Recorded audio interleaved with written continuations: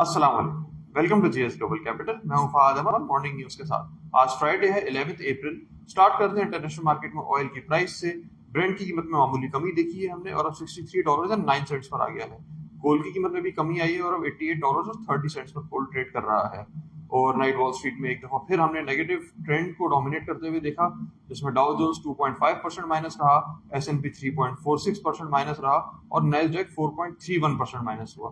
तो इस तरीके से परसों की जो रिकवरी थी कल वो काफी हद तक वापस से नीचे आना शुरू हो गई हैं चीजें। इसके अलावा अगर हम रीजनल मार्केट्स में देखें तो यहाँ पे एक मिक्स ट्रेंड है, जिसमें चाइना और हांगकांग क्लियरली पॉजिटिव ट्रेड करा रहे हैं, लेकिन जापान, ऑस्ट्रेलिया, न्यूजीलैंड ये सब नेगेटिव ट्रेड कर रहे हैं।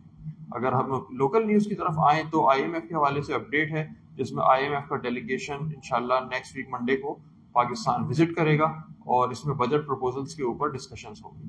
इसके अलावा पाकिस्तान की एक डेलीगेशन फाइनेंस मिनिस्टर लीड करेंगे यूएस में, जिसमें आईएमएफ की स्प्रिंग समिट होगी और स्प्रिंग मीटिंग्स में जो है वो आईएमएफ की डिस्कशन के बाद हो सकता है कि जो स्टाफ लेवल एग्रीमेंट हुआ है उसकी $1 बिलियन की डिसबर्समेंट पाकिस्तान को मिल जाए। इसके अलावा स्टेट बैंक के रिजर्व्स के नंबर आए हैं, जो कि $23 मिलियन के इजाफे के बाद अब $10.7 बिलियन पर आ गए हैं। इसके अलावा सुई सदर्न कंपनी और सुई नॉर्दर्न कंपनी ने गवर्नमेंट को प्रपोज किया है कि टैरिफ्स में इजाफा किया जाए अगले माली साल से, यानी कि 1 जुलाई से, जिसके अंदर एसएसजीसी ने प्रपोज किया है 42% इजाफा और एसएनजीपी ने 159% इजाफे का रिक्वेस्ट दी है गवर्नमेंट को।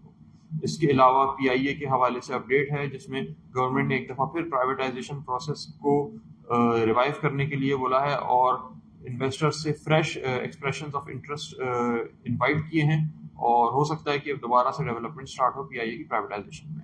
इसके अलावा कल ऑटो सेल्स के नंबर आए थे, जिसमें हमने इंक्रीज देखा है। मार्च के महीने में 18% से इजाफा हुआ है ऑटो सेल्स में और नोटेबली इंडस मोटर्स की सेल्स में 84% और साजगार की सेल्स में 87% का इजाफा हुआ है। अगर मार्केट को देखें तो कल market resonating with international markets एक शार्प रिकवरी दिखाई थी और 2036 पॉइंट्स की क्लोजिंग के बाद इंडेक्स 1,16,189 पे क्लोज हुआ था। लेकिन आज एक दफा फिर हम देख रहे हैं कि इंटरनेशनल मार्केट्स क्योंकि डाउन थी, तो हमारी मार्केट भी डाउन है और इस वक्त 750 पॉइंट माइनस ट्रेड कर रही है 1,15,400 के लेवल पे। इंडेक्स का जो इनिशियल सपोर्ट है वो यही 1,15,400 का लेवल है और अगर मार्केट इसको सस्टेन नहीं करती तो नेक्स्ट सपोर्ट हम 1,14,300 के लेवल पे देख सकते हैं।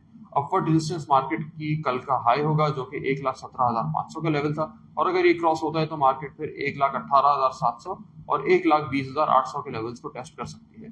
स्ट्रेटेजी थोड़ी सी कॉशियस ही होनी चाहिए, लेकिन अगर डिप्स पे वैल्यू स्टॉक्स मिले, खास तौर पे जिन स्टॉक्स में गवर्नमेंट लेवल पे अच्छी एक्टिविटीज हो रही हैं, mining related industries, circular debt related industries और अब फाइनेंशियल रिजल्ट आने वाले हैं बैंकिंग सेक्टर्स के, तो इन स्टॉक्स में अगर आपको डाउन साइड पे अच्छी वैल्यूएशन के साथ पोजीशन बनाने का चांस मिले तो उसको अवेल करना चाहिए।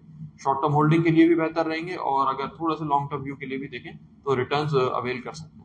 फिलहाल के लिए इतना। इंशाल्लाह मजीद अपडेट्स हम अपने सोशल मीडिया प्लेटफॉर्म पे पोस्ट करते रहेंगे, उसको फॉलो कीजिएगा। इंशाल्लाह शाम में मुलाकात होगी मार्केट ट्रैप में। टेक केयर, अल्लाह हाफिज।